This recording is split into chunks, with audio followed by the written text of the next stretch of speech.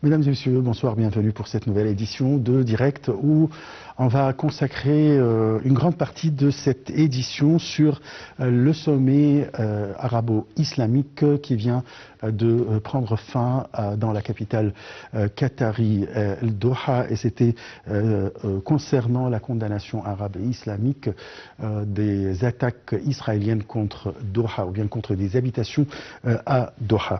Nous avons le plaisir d'accueillir dans le studio Madame Sherihan El-Amesh. Vous êtes chercheuse en sciences politiques spécialisée en relations internationales. Bonsoir. Bonsoir à vous et merci de m'inviter d'être avec vous aujourd'hui. C'est notre plaisir, vraiment.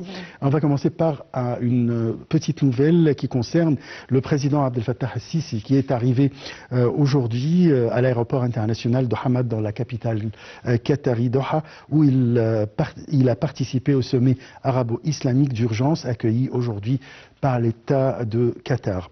Le président a rencontré aujourd'hui l'émir Tamim Ben Hamad Al Thani, émir de l'État de Qatar, peu après son arrivée à Doha pour participer aux travaux du sommet arabo-islamique extraordinaire qui se tient dans la capitale qatari. Le porte-parole de la présidence a déclaré que lors de la rencontre, le président a présenté ses sincères condoléances à l'émir du Qatar et au peuple qatari pour les victimes de l'agression israélienne brutale contre l'État du Qatar. Il a renouvelé sa condamnation et la condamnation de l'Égypte de cette violation flagrante de la souveraineté qatari, affirmant la solidarité totale de l'Égypte avec le Qatar et sa pleine disposition à fournir tout type de soutien pour préserver sa souveraineté et l'intégrité de son territoire. Pour sa part, l'émir Tamim Ben Hamad a salué la participation du président au sommet, exprimant sa grande appréciation pour la position égyptienne ferme,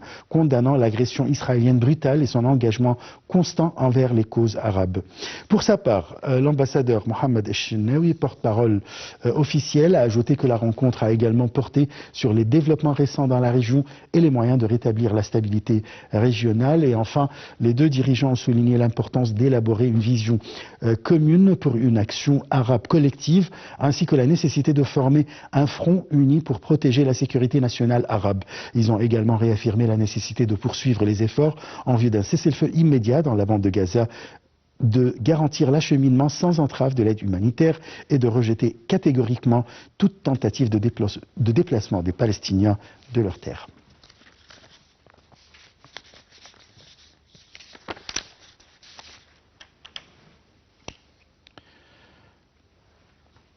Alors, Madame Sherihan El-Amesh, je rappelle que vous êtes chercheuse en sciences politiques et spécialisée en relations internationales. Là, l'importance de cette rencontre entre le président Abdel Fattah el-Sisi et l'émir du Qatar, Sheikh Hamad Al Thani. Bon, premièrement, bien sûr, on doit toujours parler de l'accord entre Qatar et entre l'Égypte. D'après l'histoire, il y a plusieurs accords et traités économiques, bien sûr, diplomatiques entre les deux pays. Donc, les relations entre l'Égypte et Qatar a eu lieu d'après l'histoire depuis longtemps, bien sûr. Et deuxièmement, la situation de l'Égypte, bien sûr, refuse l'attaque, ce qui s'est passé sur le territoire qatarien, et bien sûr, c'est contre la souveraineté du Qatar. Donc, en total, si on a besoin ou il faut avoir de la paix dans le Moyen-Orient ou, comme on dit pour tous les pays arabes et les pays islamiques, donc tout d'abord on doit parler bien sûr de la question palestinienne. Donc pour avoir de la paix, on doit arrêter et cesser les feux bien sûr. Et je pense que c'est premièrement ce que le président Abdel Fattah el-Sisi a y parlé. Qu'il doit avoir arrêt pour le feu à Palestine. Deuxièmement, bien sûr, on a besoin de trouver des solutions pour la question palestinienne. Comme on vient de dire, où tous les pays arabes demandent, c'est une demande internationale, demande arabe, d'avoir toujours les frontières de 67 et bien sûr la solution des deux États. Et finalement, on a besoin que tous les pays arabes en mettent ensemble accord pour faire un plan de reconstruction reconstruction de Gaza et ensuite d'arrêter, bien sûr, les attaques israéliennes pour tous les pays arabes, parce que Qatar, elle est la dernière. Israël a attaqué le Liban, la Syrie, Yémen et Gaza, et finalement Qatar. Donc, ça doit s'arrêter, toutes les attaques israéliens, ceux qui sont refusés d'après pas seulement des populations arabes, mais aussi des populations européennes et américaines. Donc l'opinion du peuple, de tous les peuples, en tout cas, refuse l'attaque, bien sûr, et les comportements israéliens dans Gaza et dans les pays arabes. Vous avez évoqué la question de la solution, de la paix et de la solution à deux États. Oui. Là, l'ONU, durant ses réunions actuellement, a approuvé la solution de deux États, avec une majorité écrasante, si on peut dire. Alors, qu'est-ce que ça veut dire? Bien sûr, Israël n'a pas accepté, les États-Unis n'ont pas accepté, mais est-ce que c'est faisable? Bien sûr, c'est faisable. Et il y a beaucoup de demandes concernant ça. Et le problème d'Israël, c'est qu'elle a peur, toujours. Elle a peur qu'elle est au Moyen-Orient, entre des pays arabes. Et elle a peur que Hamas, elle prend l'autorité si il y aura l'État palestinien. Mais comment elle a peur de l'autorité de Hamas si ils ont dit qu'ils ont déjà affaibli Hamas? Donc, Israël, elle a le plan qu'il a toujours dans l'histoire, c'est d'affaiblir, bien sûr, les pays arabes, spécialement les pays voisins. Donc, concernant la solution des deux États, c'est une demande arabe et aussi internationale maintenant. Je peux dire aussi que la question palestinienne, elle est devenue une question électorale. Aux États-Unis, par exemple, comme le maire de New York, il a demandé la question palestinienne pour collecter les jeunes pour lui élu. Donc, c'est pas seulement la population arabe, mais c'est maintenant la population américaine aussi et européenne. Aussi, je veux dire et mentionner que le citoyen américain, il a commencé de penser que soutenir ou supporter Israël est devenu influence contre l'intérêt du citoyen américain. Parce qu'ils vont ils vont entrer dans des guerres qui n'ont pas besoin de l'être maintenant ou d'avoir pour l'Amérique. Il y a aussi le problème économique interne aux États-Unis, dans tout le monde bien sûr, mais surtout les moyens américains. Et je parle du citoyen américain parce que bien sûr l'Amérique et Israël sont deux faces d'une seule coin. Donc, maintenant, on a besoin de trouver des solutions pour la question Palestine pour avoir de la paix, pour que Israël peut être et peut vivre dans le Moyen-Orient. C'est premièrement. Il y a deuxièmement... Deuxièmement, bien sûr, les armées nucléaires. Okay. Donc, on ne peut pas trouver une région où il y a des armes nucléaires et il y a de la paix. Et bien sûr, la violence ou les comportements israéliens n'apportent pas la paix. La violence apporte de la guerre. Et de la guerre, il y a des victimes. Les victimes, il y a beaucoup aussi de morts et de mauvaises situations économiques, de la chute des gouvernements. Donc, personne n'a besoin d'avoir des armes nucléaires dans la région et demande la paix. Donc, la paix, elle a besoin des raccords, elle a besoin des, comment on peut dire, traités internationaux et entre les pays. Il y a aussi les relations diplomatiques, des relations économiques pour avoir de la paix dans une région. À votre avis, est-ce que les États-Unis sont capables d'instaurer la paix au Proche-Orient? Bien sûr. En tout cas, finalement, les États-Unis et la couverture de sécurité dans le Moyen-Orient et aussi dans tout le monde. Mais en d'autres mots, les États-Unis, elle a la technologie des armes la plus haute, bien sûr. Donc, les États-Unis, toujours, elle a des autorités dans le Moyen-Orient. Il y a aussi son intervenir militaire et les bases militaires, surtout dans Qatar. Donc, comment les États-Unis, elle n'a pas connu qu'il y a une attaque à Qatar si Qatar est la base des États-Unis, des bases militaires au Moyen-Orient.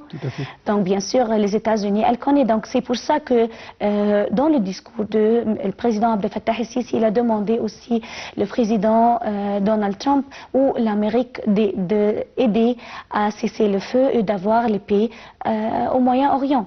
Donc bien sûr, il y a des grandes influences de l'Amérique au Moyen-Orient et dans tout le monde. Il est de l'intérêt de Donald Trump de réaliser et instaurer la paix au Proche-Orient, puisque même le jour de son investiture, il a dit, ou bien il a fait expliquer qu'il veut faire régner la paix dans tout le monde, non seulement au Proche-Orient, mais aussi entre la Russie et l'Ukraine, au Soudan, etc., etc. Et en même temps, il a laissé passer ou bien infiltrer une nouvelle dans la presse qu'il veut gagner le prix Nobel de la paix. Oui, alors, mais il y a une contradiction entre ce qu'il dit et ce qu'il y a dans la média et ce qu'il fait, bien sûr. Il dit dans Le Parisien aujourd'hui, il y a un article qui parle de Donald Trump. Il dit que Qatar elle est un bon allié pour les États-Unis. Donc, comment tu as accepté qu'il y a des citoyens qui sont morts et d'autres sont blessés et qu'il y a une attaque dans un de tes alliés? Mais on vient encore une fois de dire que tous les pays arabes doivent avoir un raccord de défense, un raccord on peut dire un raccord commun diplomatique de tous les pays arabes. Et ce qui s'est passé, le sommet d'aujourd'hui, ce ne sont pas seulement les pays arabes, vingtaine pays arabes, mais aussi les pays islamiques, soixantaine. Donc il y a 60 pays qui refusent ça. Donc Donald Trump, il y a de contradictions entre ce qu'il dit et ce qu'il accepte de faire. Mais finalement, bien sûr, il veut l'intérêt de lui-même, il veut l'intérêt d'Israël. Et concernant ça, je veux dire aussi que ce qu'il fait, c'est seulement pour Donald Trump lui-même, pour la personnalité de Donald Trump. Il est révolutionnaire. Il ne marche pas par le livre qu'est-ce qu'il doit faire et qu'est-ce qu'il ne doit pas faire. C'est pas science politique, ça. C'est pas de la politique. Et c'est aussi ce qui fait Netanyahu. Il fait ça pour son intérêt personnel. Il ne veut pas être devant la justice israélienne. Il ne veut pas le chute de son gouvernement. Donc il y a toujours intérêt personnel et ça c'est ce qui n'est pas heureusement en Égypte. Le président Abdel Fattah el-Sisi, il pense toujours de l'intérêt de notre pays et pas et rien personnel. Alors je passe à un autre angle du même sujet. Il s'agit du sommet d'urgence qui a débuté hier à Doha et qui se prolonge qui s'est prolongé jusqu'à aujourd'hui, qui devait examiner un projet de résolution sur l'attaque israélienne contre l'État du Qatar préparé hier en amont lors de la réunion des ministres des Affaires étrangères des pays arabes et islamiques, a indiqué le porte-parole du ministère qatari des Affaires étrangères, Majed El-Ansari.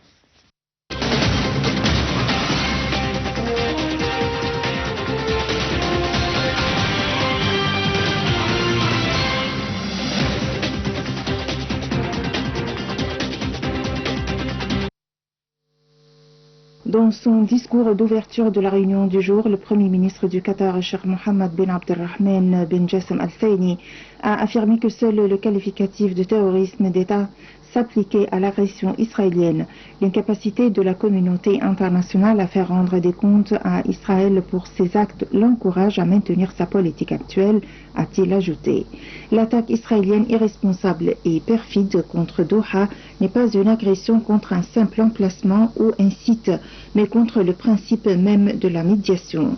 Plusieurs dossiers figurent sur la table du sommet arabo-islamique d'urgence, tels que projet de résolution sur l'attaque israélienne contre l'État du Qatar, qui devrait être présenté lors de la réunion préparatoire des ministres des Affaires étrangères des pays arabes et islamiques.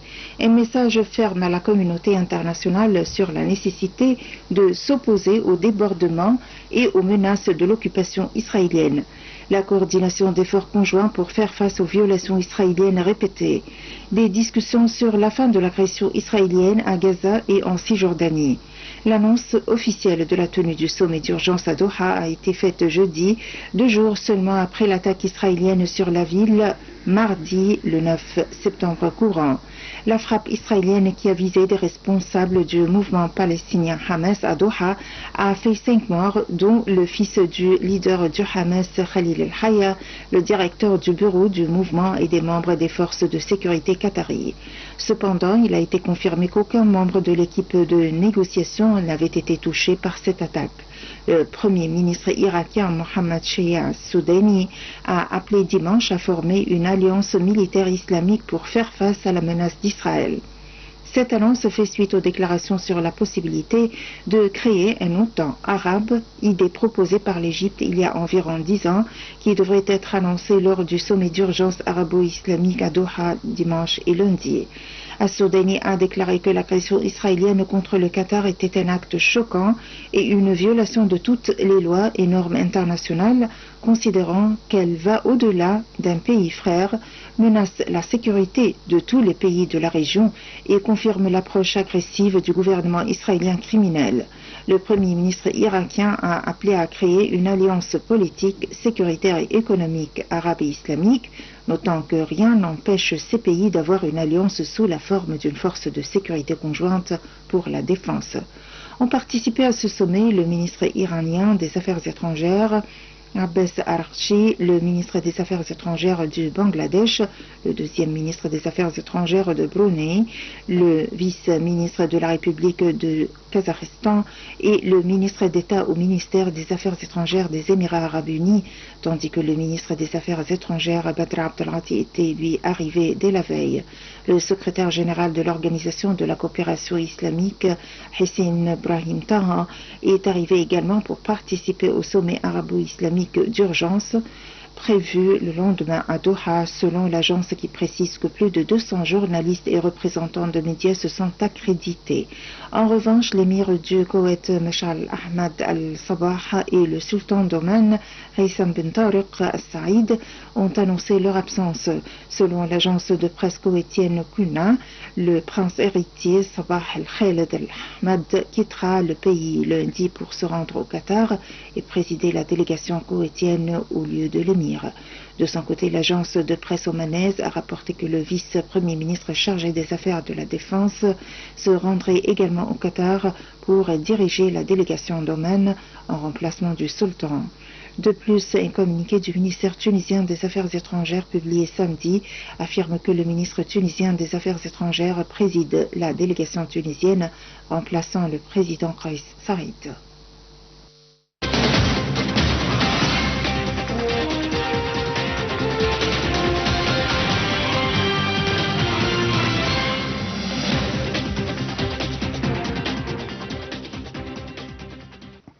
Alors, Madame Sharihan El-Qamash, vous êtes chercheur en sciences spécialisée en relations internationales. Là, dans son discours d'ouverture, le Premier ministre du Qatar a affirmé que le seul qualificatif de terrorisme d'État s'appliquait à l'agression israélienne. Vous êtes d'accord? Oui, bien sûr, je suis tellement d'accord. Et en grands mots, l'agression et le comportement israélien, pas seulement à Qatar, mais dans tous les pays arabes, doit avoir un fin. Donc un plan et un grand raccord entre les pays arabes pour un plan de défense commun doit avoir place, et aussi concernant l'état diplomatique pour tous les pays arabes concernant ce sujet. Ouais. Comme vous êtes chercheuse en sciences politiques, est-ce que cette agression israélienne est considérée comme contre les lois internationales, comme contre la légitimité internationale? Bien sûr, et c'est contre toutes les lois internationales concernant les souverainetés des pays, concernant l'autorité de chaque pays pour ses territoires et bien sûr pour la sécurité des citoyens dans ces pays. Donc Israël a dépassé comme on dit, tous les liens. Il doit arrêter ce comportement. Et bien sûr, on a besoin de dire que ce n'est pas le dernier chapitre, malheureusement, d'Israël, parce qu'elle a commencé à Gaza et aussi il y a de Cisjordanie qui ont aussi maintenant travaillé avec même s'il y a des colonisations là-dedans, mais il essaye aussi d'aller dans cette partie. Donc c'est pas malheureusement le dernier chapitre, mais les pays arabes doivent avoir un plan spécifique de défense et aussi de situation diplomatique concernant l'Israël. Et bien sûr, ça va être discuté dans le Conseil de sécurité aux États-Unis, bien sûr, et de ce sujet pour la paix internationale, pour la paix aussi des pays arabes et au Moyen-Orient. Mais en grand mot, on doit dire que aussi les États-Unis, elle a le grand mot ici, elle peut nous aider bien sûr, comme je viens de vous dire, et c'est la grande couverture de sécurité dans la région arabe. Et aussi on doit dire que dans l'intérieur du Parti République, il y a des membres qui ont commencé de dire que le support d'Israël n'est pas comme avant, n'est pas facile. Ils vont lui faire intervenir dans des guerres qui n'ont pas besoin, qui est contre les intérêts des citoyens américains. Donc Trump, il a des problèmes internes dans son parti, il a des problèmes économiques, il y a des problèmes diplomatiques avec l'opinion publique internationale, mais finalement il a un plan. Il a déjà mentionné ça, mais pas officiellement. Il a demandé, il a dit concernant le plan du Grand Moyen-Orient ou le Nouveau Moyen-Orient. Donc on espère qu'ils ne vont pas continuer par cette force concernant les civils et les citoyens désarmés, mais malheureusement ce n'est pas le dernier chapitre et Israël a un grand plan, c'est d'avoir et coloniser plus de territoires concernant la question palestine. Qu'est-ce que vous pouvez appeler politiquement un pays qui attaque ou bien qui frappe des gens qui sont en train de discuter un plan de paix avec eux? Alors ça c'est considéré comment dans les lois internationales, dans les sciences politiques, etc. Relations internationales. Israël aussi, elle a des contradictions entre ce qu'elle veut et ce qu'elle fait. Elle veut la paix avec tous les pays arabes. Elle veut harmonier avec les pays arabes. Elle demande d'avoir des accords et pourquoi pas, nous sommes des pays voisins, nous sommes ensemble au Moyen-Orient. Le plan ibrahimi, exactement, je ne sais pas comment on dit exactement, en français. Et ça va avec Donald Trump, il a aidé Netanyahou de faire ça. Donc, de l'autre côté, il attaque les pays arabes et des comportements tellement forts contre les citoyens désarmés.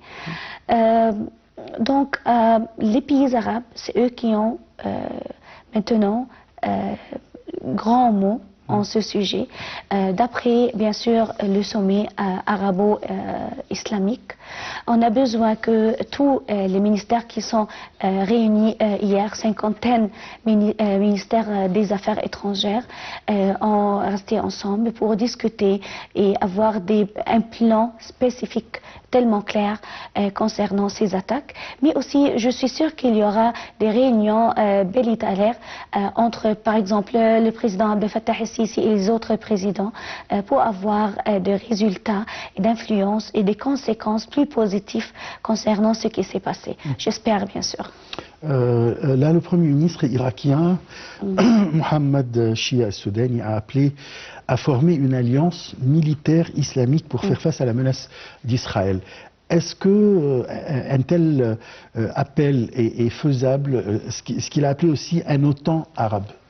Bien sûr, c'est faisable et on a aussi le Conseil de sécurité arabe. C'est déjà depuis combien d'années? Et il y a aussi la Ligue arabe. Donc il y a des traités, des accords de défense entre les pays arabes. Mais je pense qu'on doit avoir des points spécifiques et plus précis concernant maintenant parce qu'il y a aussi la situation est en feu. La situation d'Israël et la Palestine maintenant est en feu. Donc on a besoin des points plus précis, plus spécifiques et plus profondes concernant les militaires, l'intervention militaire.